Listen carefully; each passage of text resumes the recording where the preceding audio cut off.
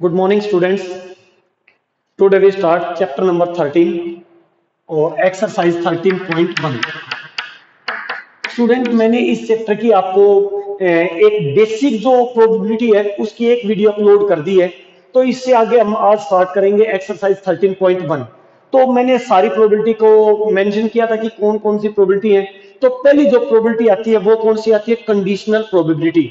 तो आज हम करेंगे conditional probability.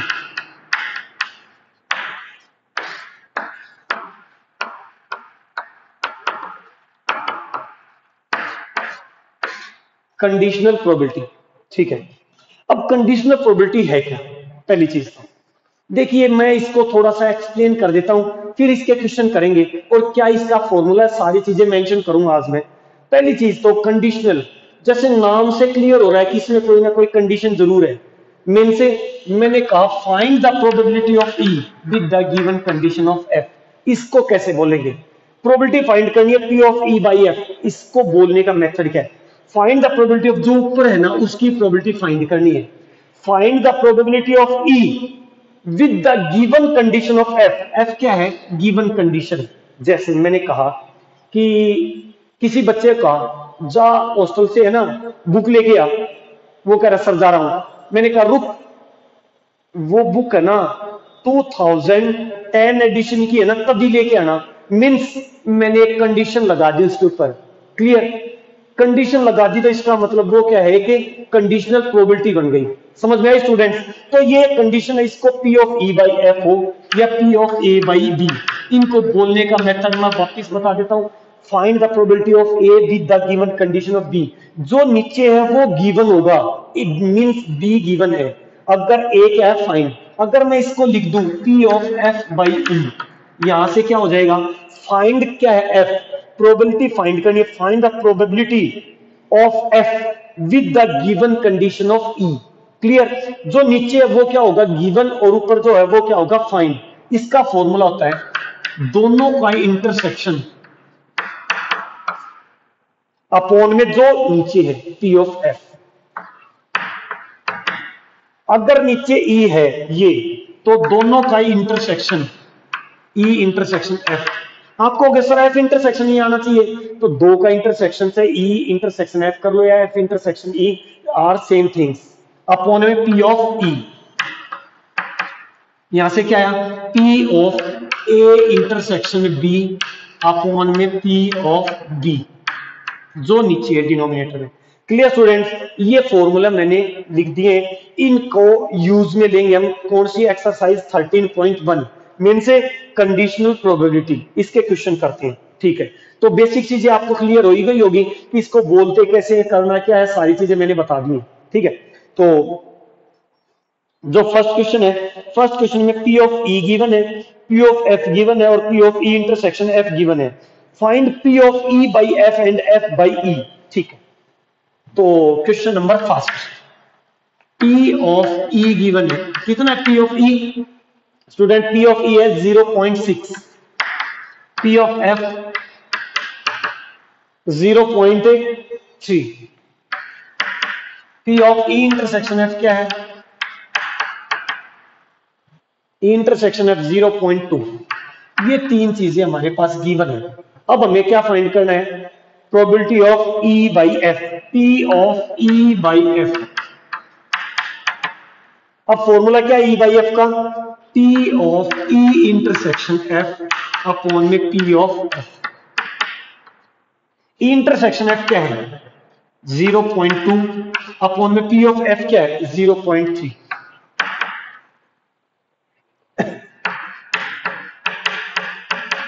P of E by F 2/3, ये आ गया आंसर। क्लियर? अगर यहीं पे उसने कहा है कि P of F by E find कीजिए, तो फॉर्मूला चेंज हो जाएगा, ये फॉर्मूला आ गया। तो P of F by E is equal to P of E intersection F upon में P of E. F by E कितना है? सॉरी, ई इंटरसेक्शन एफ क्या है? 0.2 और पी ऑफ ई कितना है? 0.6। तो क्या आ गया यहां से? 2/6 1/3, ये आ गया। स्टूडेंट ये चीज क्लियर हो गई होगी। फर्स्ट क्वेश्चन आपको बहुत सिंपल सी थी, क्योंकि फॉर्मूले में हमें दो ही चीजें चाहिए, और हमारे पास दोनों चीजें गिवन है, तो फॉर्मूले पुट किया तो क्या आ गया, आंसर आ गया। क्लियर। नेक्स्ट नेक्स्ट क्वेश्चन है सेम एज इट इज, इसी टाइप का है। पी ऑफ बी गिवन है और इंटरसेक्शन गिवन है और ए बाई बी फाइंड करना है, तो डायरेक्ट फॉर्मूले पुट कर देंगे तो हो जाएगा। ठीक है। थर्ड क्वेश्चन, थर्ड क्वेश्चन में पी ऑफ ए है, पी ऑफ बी है और बी बाई ए है, तो इसमें तीन चीजें फाइंड करनी है। तो मैं एक बार इस क्वेश्चन को करा देता हूं। देखिए मैं ये फॉर्मूले रब कर रहा हूं।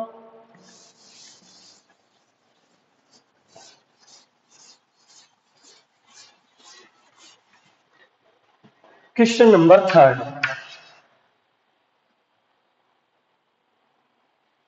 P of A 0.8, P of A 0.8, P of B 0.5, P of A in B by A, B by A 0.4। Student ये तीन चीजें हमारे पास गिवन है और हमें फाइंड क्या करना है कि तीन चीजें फाइंड करनी है। फर्स्ट है P of A intersection B, P of A by B और P of A union B. Okay, तो पहले हम इसको सिंप्लीफाई करते हैं। क्लियर। क्यों? क्योंकि इसका फॉर्मूला जानते हैं। P of A intersection B upon में पी ऑफ ए, ये चीज clear. P of B by A का हम फॉर्मूला जानते हैं कि P of A intersection B और डिनोमिनेटर नीचे आ जाता है पी ऑफ ए। क्लियर। अब P of B by A की वैल्यू कितनी है, 0.4 इज इक्वल टू, ये हमारे पास है ही नहीं, गिवन नहीं है, इसका मतलब P of A intersection B as it is. P of A की वैल्यू क्या है, पी ऑफ ए की वैल्यू 0.8, ये इस साइड आके क्या हो जाए, multiply 0.4 into 0.8 is equal to P of A intersection B. अब यहां से क्या आया, P of A intersection B is equal to 0.32। Point के बाद दो डिजिट है, दो नंबर्स हैं, तो पॉइंट के बाद 2 हो गया, तो यहां से आ गया एक पार्ट, तो P of A intersection B की वैल्यू आ गई। क्लियर। अब जो सेकंड पार्ट है इसका, ये तो हो गया फर्स्ट पार्ट। सेकंड पार्ट में उन्होंने कहा कि P of A by B find कीजिए, तो P of A by B, तो इसका फॉर्मूला होता है P of A intersection B upon में P of B. P of A intersection B कितना है, 0.32, 0.32 अपॉन में पी ऑफ बी क्या है, 0.5। क्लियर। तो पी ऑफ बी बाई ए यहां से ये फाइंड हो गया।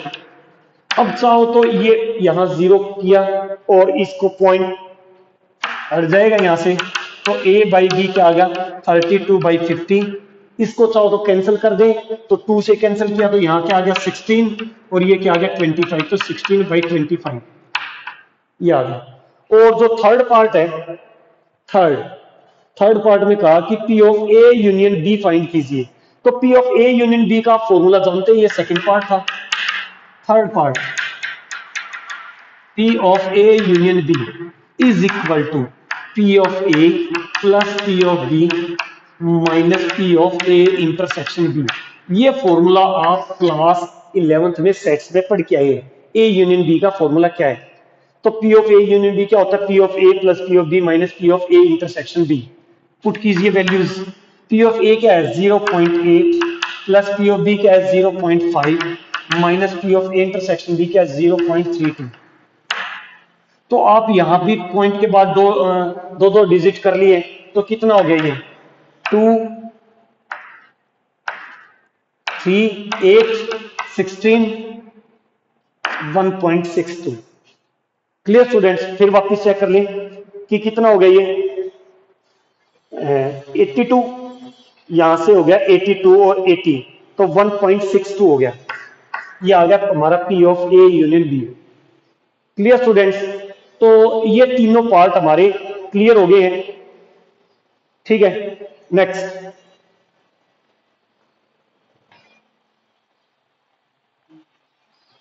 अगर 16 इसको 25 को इससे डिवाइड करते तो सेम यही आएगा। पॉइंट में इसको चाहो तो डिवाइड करके पॉइंट में वैल्यू ले सकते हैं। क्लियर। ठीक है।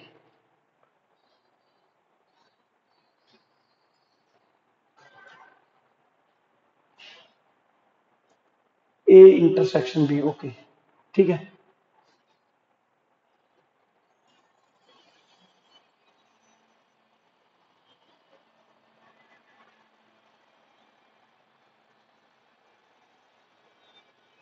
नेक्स्ट क्वेश्चन पे आते हैं। नेक्स्ट क्वेश्चन कौन सा है? Question number 4। क्वेश्चन नंबर 4 मैं करा देता हूं, 5th आप लोग कर लेंगे। तो क्वेश्चन नंबर 4 देखिए एक बार। क्वेश्चन नंबर देखिए 4।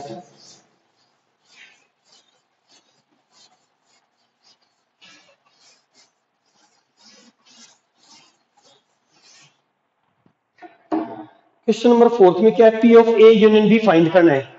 फाइंड क्या करना? P of A union B.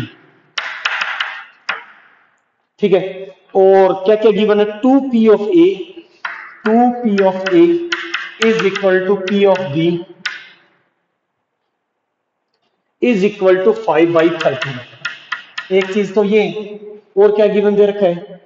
p of a by B है, p of a by B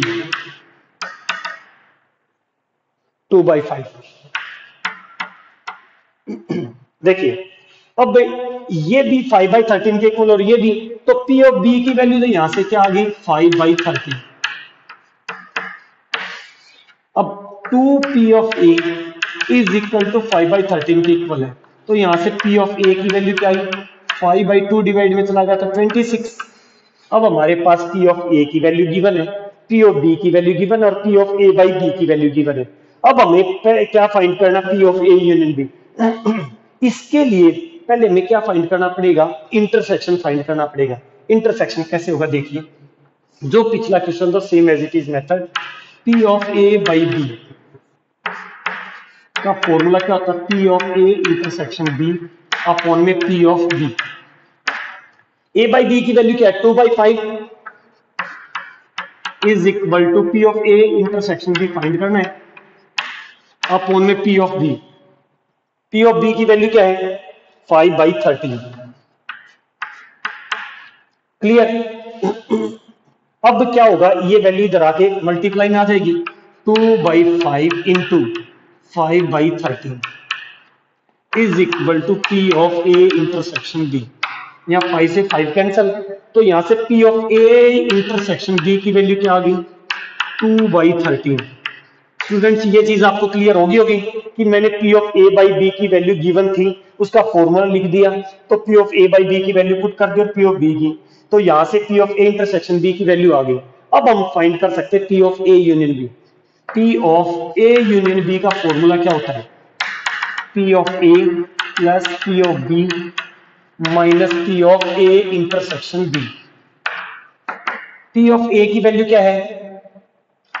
5/26 plus p of b की 5/13 माइनस 2/13 इंटरसेक्शन। एलसीएम क्या आ गया? 26। 5 प्लस 10 माइनस 4, 15 माइनस 4 कितना आया? 11/26। तो ये आ गया हमारा क्या? p of a union b की वैल्यू आ गई। तो स्टूडेंट ये चीज आपको क्लियर हो गई होगी। तो नेक्स्ट करते हैं हम अभी क्वेश्चन नंबर 5 आप लोग कर लेंगे। तो 6 क्वेश्चन, 6, 7 और 8 जो कहा है उन्होंने, क्वेश्चन नंबर 6, 7, 8, 9 वहां लिखा है स्टार्टिंग में determine p of e by f in exercise 6 to 9। तो जो 6 to 9 4 क्वेश्चन है, 6, 7, 8, 9 चारों क्वेश्चनों में हमें e बाई f फाइंड करना, उन्होंने ये क्लियर लिख दिया है। ठीक है, वो कैसे करेंगे वो देखिए आप।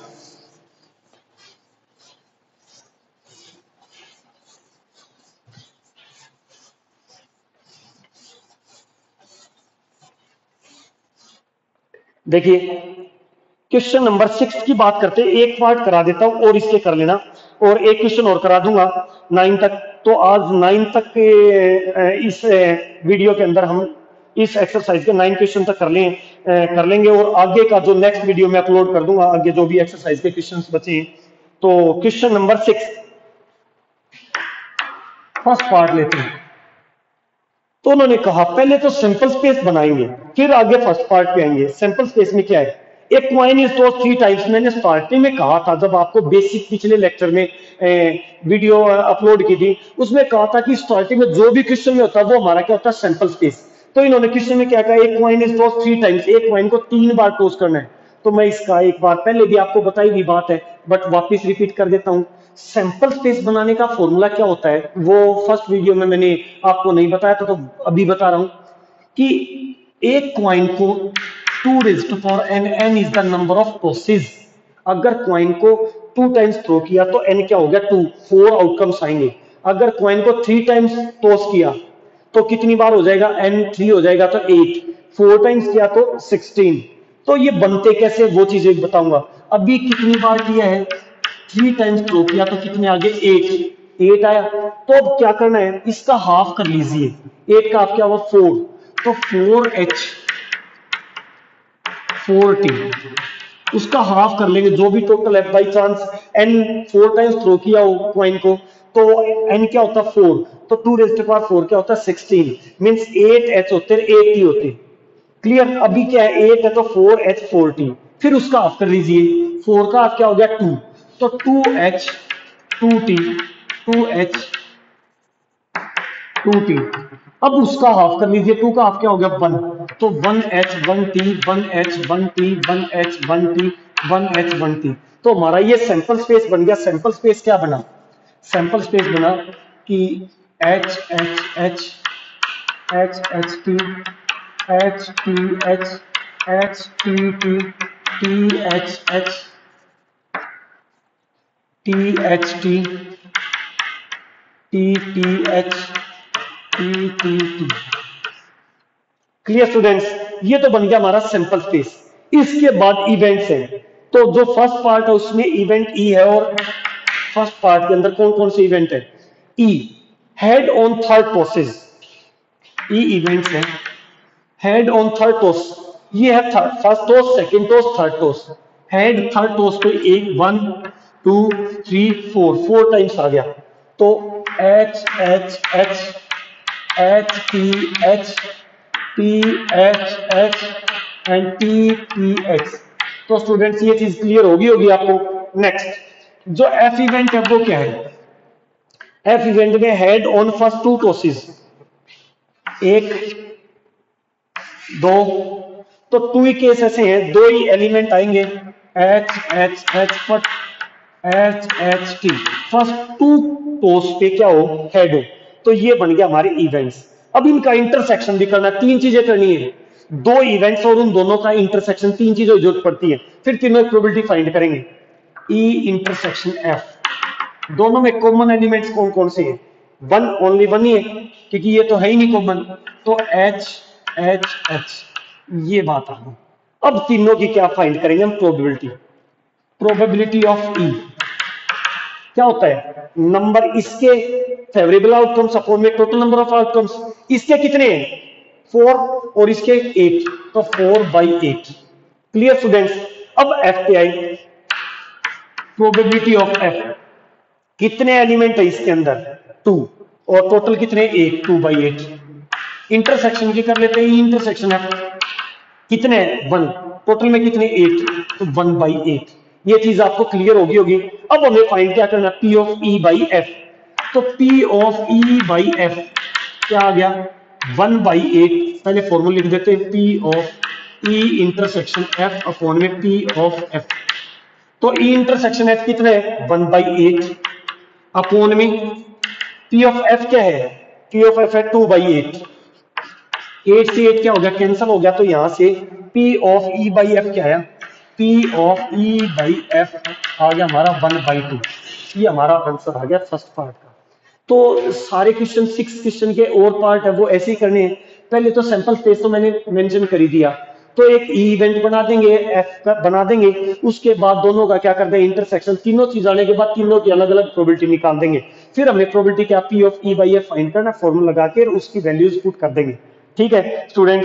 तो क्वेश्चन नंबर 7, 8 और 9 तीनों के तीनों इसी टाइप के क्वेश्चंस हैं, तो आप लोग ये कर लेंगे। तो कोई भी नेक्स्ट क्वेश्चन, इन क्वेश्चनों में कोई डाउट हो तो मेरे से कंसल्ट कर लेंगे। तो मैंने बोला हुआ आपको फोन नंबर दिया हुआ है, तो फोन करके पूछ भी सकते हैं। Thank you students.